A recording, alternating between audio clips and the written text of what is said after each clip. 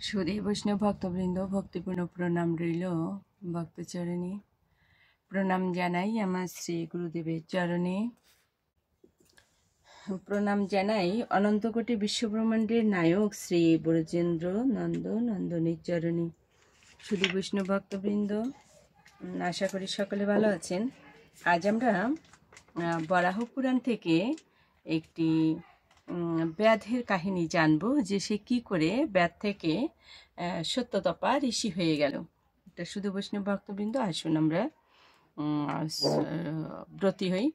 অজ্ঞানতিমিরান্ধস্য জ্ঞানঞ্জন শালাকায়া চক্ষুরুন্মিলিतं যেন তস্मै শ্রীগুরুবে নমঃ।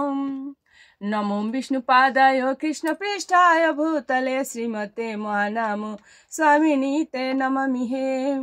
বাঞ্ছাকল্পতরুভ্যশ্চ কৃপা সিন্ধুভ্যেব চ পতিতানাং পাবনেভ্যো বৈষ্ণবেভ্যো নমো নমো। গুরু কৃপা হি কেবলম, গুরু কৃপা হি কেবলম, গুরু কৃপা হি কেবলম। ওম নমো ভগবতে বাসুদেবায়, নমো ভগবতে বাসুদেবায়, নমো ভগবতে বাসুদেবায়। শ্রীমদ্ ভগবদ গ্রন্থ মহাপুরুষায় নমো। ব্রাহ্মণেভ্যো নমো, বৈষ্ণবেভ্যো নমো, সজ্জনেভ্যো নমো, মাতৃগণেভ্যো সত্যগণেভ্যো নমো। পারমহংসং সংহিতায়ং শ্রীমদ্ ভগবদ গ্রন্থ মহাপুরাণে। নিষ্ঠুর ব্যাধ হল সত্যতপা ঋষি। দেবিকা নদীর তীরে মহান তপস্বী আরুণীর আশ্রম। নিত্যদিনের মতো আরুণী স্নান করে নারায়ণ নাম উচ্চারণ করে সেদিন তীরে উঠলেন। কিন্তু কি সর্বনাশ! একটা ব্যাধ ধনুক তীর যোজনা করে দাঁড়িয়ে আছে তাকে মারবার জন্য। ভয়ে কাঁপছেন মুনি, আর ভাবছেন, ব্যাধ তো কখনো কোনো মুনি ঋষিকে হত্যা করে না, তারা তো কেবল পশু পাখিকে হত্যা করে। এখন আমি কেমন করে নিজেকে রক্ষা করি? এই অবস্থায় কিছু স্থির করতে না পেরে আবার নদীতে নেমে গেলেন। আকণ্ঠ জলে নেমে মনে মনে আকুলভাবে ডাকতে লাগলো নারায়ণকে। নারায়ণ শ্রী নারায়ণ, ওম নারায়ণ শ্রী নারায়ণ, নারায়ণ শ্রী নারায়ণ, ওম নারায়ণ শ্রী নারায়ণ। সেই ব্যাধ কিন্তু নড়ছে না, তীর উঁচিয়ে দাঁড়িয়ে আছে এক জায়গায়। ব্রাহ্মণদের প্রতি তার ভীষণ আক্রোশ। পৈতা দেখলে আর রক্ষা নেই, হত্যা তাকে করবেই। কিন্তু মুনি যখন নারায়ণকে স্মরণ করছিলেন, ব্যাধ তখন দেখতে পেল এক অপূর্ব জ্যোতি সেই মুনির কাছে এলো। সেই জ্যোতিতে চোখ যেন ঝলসে যায়। ব্যাধের হাত থেকে আপনা আপনি তীর ধনুক খসে পড়ে গেল। তারপর আরুণী দেখলেন ব্যাধের হাতে তীর ধনুক নেই, শান্তভাবে দাঁড়িয়ে আছে। আগে সেই ক্রোধ, রক্তচক্ষু কিছুই নেই।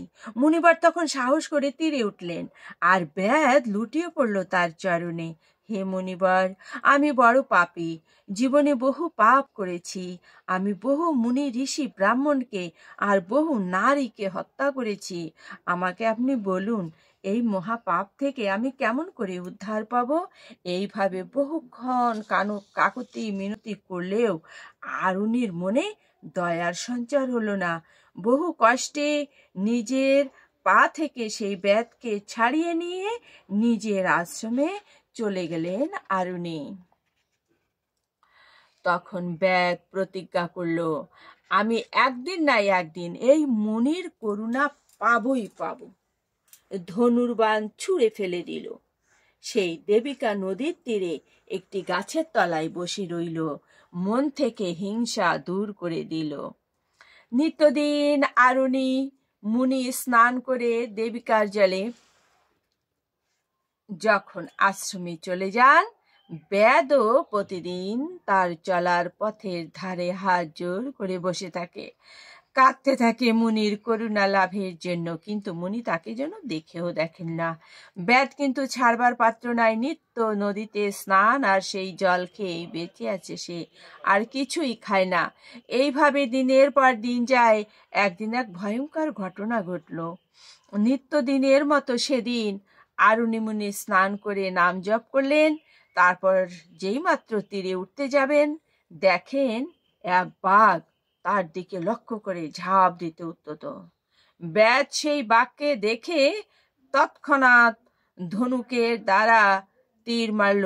বিদীর্ণ হয়ে গেল বাঘের দেহ। চিৎকার করে বাঘ লুটিয়ে পড়ল সেখানেই। ইতিপূর্বে বাঘ দেখে মুনি ঝাঁপিয়ে পড়লেন নদীতে। নারায়ণ নারায়ণ, ওম শ্রী নারায়ণ, ওম শ্রী নারায়ণ, জয় জয় শ্রী নারায়ণ, নারায়ণ নারায়ণ, ওম শ্রী নারায়ণ, জয় জয় শ্রী নারায়ণ। যখন উনি নারায়ণ নাম উচ্চারণ করলেন, সঙ্গে সঙ্গে এক অদ্ভুত কাণ্ড ঘটে গেল।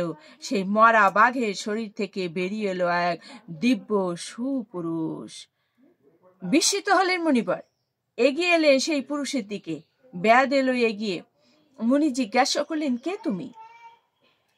কোথা থেকে এখানে এলে? সেই সুপুরুষ মুনির চরণে প্রণাম জানিয়ে বলল, আমি রাজা দীর্ঘবাহু। কিন্তু আপনি বাঘের দেহের মধ্যে এলেন কেমন করে? জানতে চাইলেন মুনিবর। তখন রাজা দীর্ঘবাহু আপনার করুণ কাহিনী বলতে লাগলো। আমি ক্ষত্রিয় রাজা হলেও বাল্যকাল থেকেই আমার শাস্ত্রজ্ঞান লাভের প্রবল ইচ্ছা থাকায় বহু বিদ্যা অর্জন করি। বেদাদি প্রায় সকল শাস্ত্রই আমি অধ্যয়ন করি। সকল শাস্ত্রে প্রায় পণ্ডিত হয়ে গেলাম। তারপর আমার মনে হলো, আমি যখন অগাধ শাস্ত্র পড়ে পণ্ডিত হয়েছি, তাহলে ব্রাহ্মণদের থেকে আমি কম কিসে? তাই আমি আর ব্রাহ্মণদেরকে সমাদর করলাম না। তারপর আমি যখন রাজা হলাম, পিতার রাজসভায় যে সকল ব্রাহ্মণ ছিলেন, তাদেরকে রাজসভা থেকে আমি বিদায় করে দিলাম। তখন সেই ব্রাহ্মণগণ অপমানিত হয়ে আমাকে অভিশাপ দিলেন, তোমার এমন দম্ভের কারণে তুমি হিংস্র পশু হয়ে জন্মাবে, তুমি বাঘ হয়ে জন্মাবে। ব্রাহ্মণদের মুখের অভিশাপ শুনে আমার জ্ঞান হলো, আমি এ কি করলাম? পাণ্ডিত্যের অভিমানে আমি জ্ঞানীগণকে অপমানিত করলাম। ছি ছি ছি, এ আমি কি করেছি? তখন সেই ব্রাহ্মণদের পায়ে আমি লুটিয়ে পড়ে ক্ষমা চাইলাম। ব্রাহ্মণগণ আমার বিনয় দেখে বললেন, ব্রহ্মবাক্য কখনো মিথ্যা হবার নয়, বাঘ তোমাকে হতেই হবে। তবে যদি কখনো তুমি তীর বিদ্ধ হও, আর সেই সময় যদি নারায়ণের নাম শুনতে পাও, তবেই তোমার মুক্তি হবে। বহুদিন ধরে এই বাঘ রূপে বনে জঙ্গলে ঘুরে বেড়াচ্ছি। এতদিন পরে আমার সেই সাপ মুক্তি হলো। হে সুব্রত, আজ আমি আমার খাদ্য হয়ে হে সুব্রত, আজ আপনি আমার খাদ্য হয়ে নারায়ণ নাম শোনালেন, তাতেই আমি মুক্ত হলাম। আপনার চরণে আমার অসংখ্য অসংখ্য কোটি কোটি ভক্তিপূর্ণ প্রণাম। তারপর সেই রাজা ব্যাধের দিকে তাকিয়ে বললেন, তুমি না তীর মারলে, এভাবে আমার মুক্তি হতো না। তোমার মঙ্গল হোক। রাজা ওই ব্যাধের প্রতি ভীষণ ভীষণ ভাবে কৃতজ্ঞ হলেন। বললেন, তুমি যদি তীর না মারতে, তাহলে আমি এই তীরবিদ্ধ হতাম না। এবং মুনিবর, উনি প্রাণভয়ে নদীর জলে নেমে শ্রী নারায়ণ ভগবানের নাম স্মরণ করাতেই তো আমার মুক্তি হলো। তাই আমি তোমার কাছে কৃতজ্ঞ। এই কথাগুলো বলতে বলতেই অদৃশ্য হয়ে গেল সেই দীর্ঘবাহু রাজা। তারপর মুনিবর আরুণি সেই ব্যাধকে ডেকে বললেন, তুমি বহুদিন ধরে এই পবিত্র নদীতে স্নান করেছ, আর আমার কণ্ঠে নারায়ণ নাম শুনে শুনে পবিত্র হয়েছ। সুধী বৈষ্ণব ভক্তবৃন্দ, বৈষ্ণব সঙ্গে বা বৈষ্ণব কণ্ঠে ভগবানের নাম শোনাও কত পুণ্য বল দেখুন। তো বলছেন যে আমার কণ্ঠে নারায়ণ নাম শুনে তুমি পবিত্র হয়েছ, আর যেভাবে আমাকে তুমি রক্ষা করলে বাঘের হাত থেকে, তাতে তোমার শরীরে আর কোনো পাপ থাকতেই পারে না। আজই আমি তোমাকে দীক্ষা দেবো, যাও স্নান করে এসো। ব্যাদ আনন্দমণি যে স্নান করে এলো, আর উনি তার কানে মন্ত্র দিয়ে বললেন, তুমি সব সময় প্রতিটা ক্ষণে শ্রী নারায়ণ নাম উচ্চারণ করবে আর সেই চতুর্ভুজ শঙ্খচক্র গদাপদ্মধারী নারায়ণের ধ্যান করবে। মনের আনন্দে ব্যাদ গুরুকে প্রণাম করে বসে গেল নারায়ণের ধ্যানে। সারাদিনের মধ্যে একবার মাত্র গাছের কয়েকটা পাতা খেয়ে সবসময় এক মনে নারায়ণের নাম জপ আর ধ্যান করে। কিছুদিন এভাবে কাটার পর ব্যাদ সকালে নদীতে স্নান করে খাওয়ার জন্য গাছের পাতা তুলতে গেল। তখন কে যেন বলল, তুমি গাছের পাতা তুলে খাবে না। সেদিন থেকে ব্যাদ গাছের পাতা তোলা বন্ধ করে দিল। গাছের তলায় সে যেসব পাকা ও শুকনো পাতা পড়ে থাকতো সেগুলো খেতে লাগলো। তারপর কিছুদিন পর সেভাবেই আবার শুনতে পেল, তুমি পাতাও খাবে না। বন্ধ করলো খাওয়া। সম্পূর্ণ অনাহারে চলল ব্যাধের নারায়ণ নাম জপ আর তপস্যা। জড়দেহে খাবার না দিলে কেমন করে থাকবে সেই দেহ? ক্রমে ক্রমে কঙ্কাল সার হলো তার শরীর। দেহটি যেন হাড়ের কাঠামো মাত্র। একদিন দুর্বাসা মুনি সেই পথ দিয়ে যাচ্ছিলেন। চোখে পড়ল সেই কঙ্কাল সার ব্যাধকে।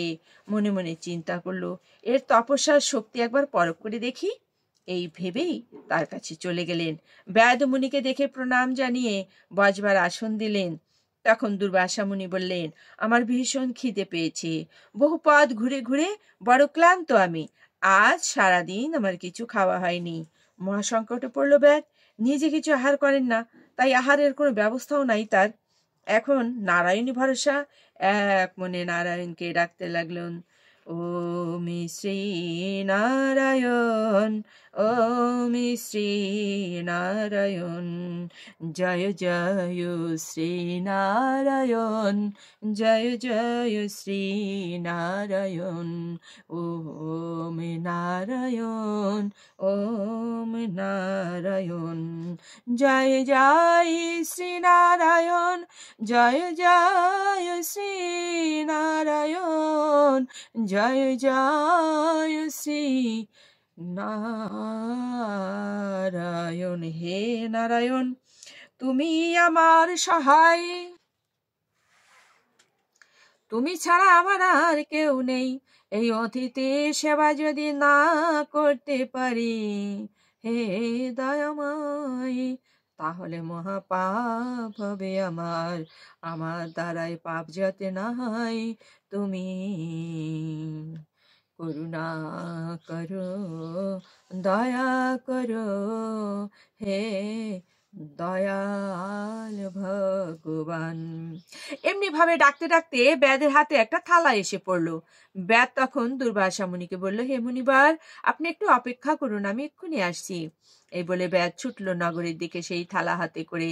আচমকা কয়েকজন রমণী এসে তার থালা ভর্তি করে দিল নানান ফল মূল আর সুস্বাদু খাবার। ফিরে এলো ব্যাদ, খেতে দিলেন মুনিবারকে।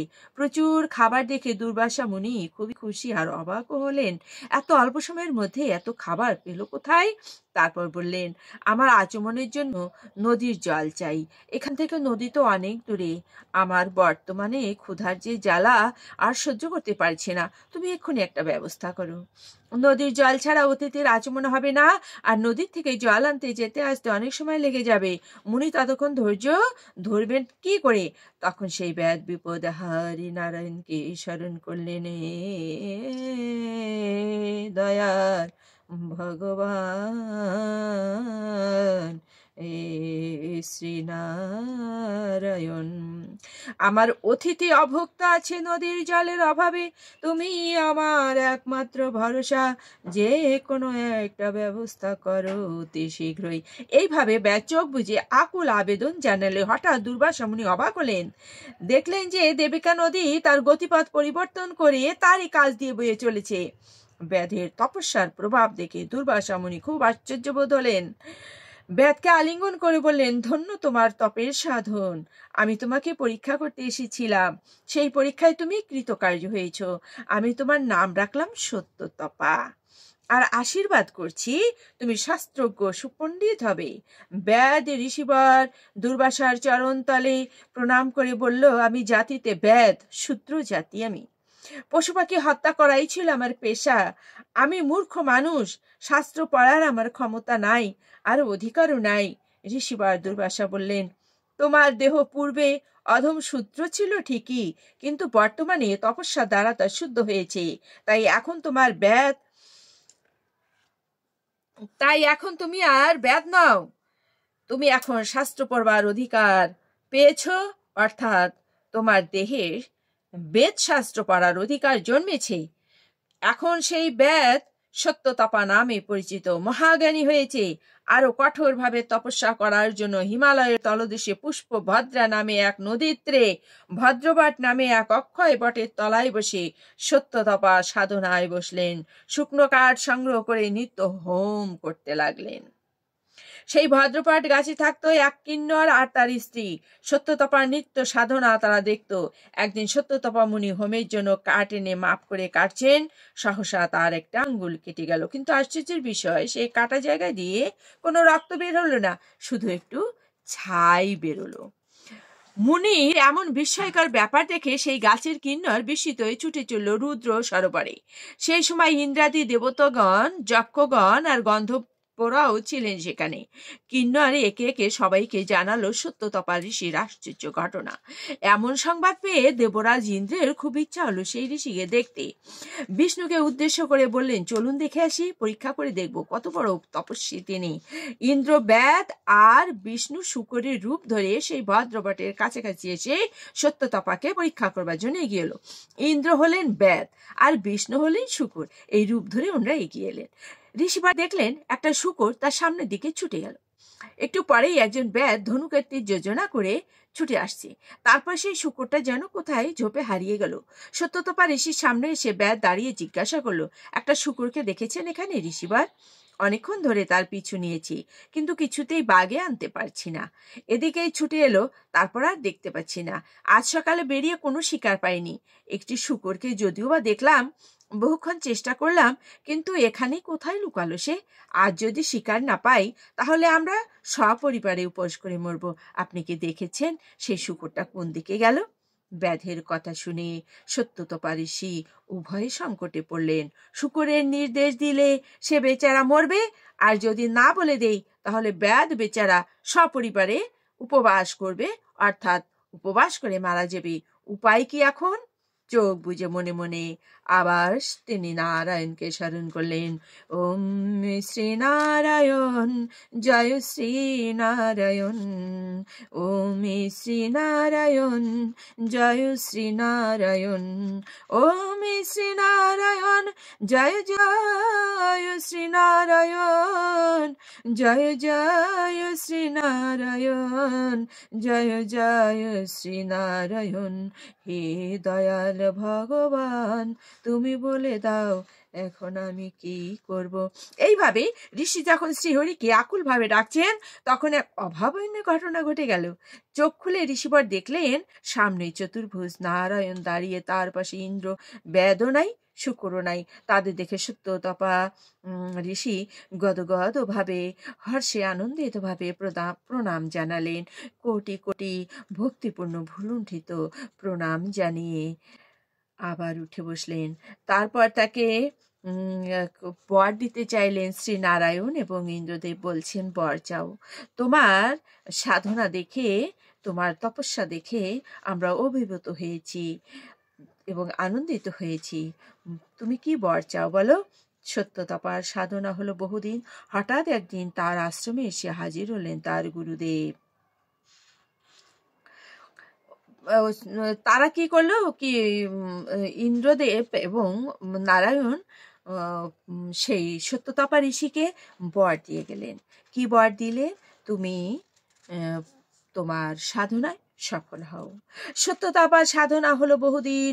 হঠাৎ একদিন তার আশ্রমে এসে হাজির হলেন তার গুরুদেব মুনিবর আরুণী। গুরুদেবকে দেখে সত্যতপার আনন্দ আর ধরে না। সাষ্টাঙ্গে প্রণাম করলেন, তার চরণে পড়ে প্রণাম জানাচ্ছেন, আর অশ্রু জলে ভাসছেন। আরুণী তাকে বুকে তুলে জড়িয়ে ধরে আলিঙ্গন করলেন। গুরু শেষে এসে এক অপূর্ব মিলন।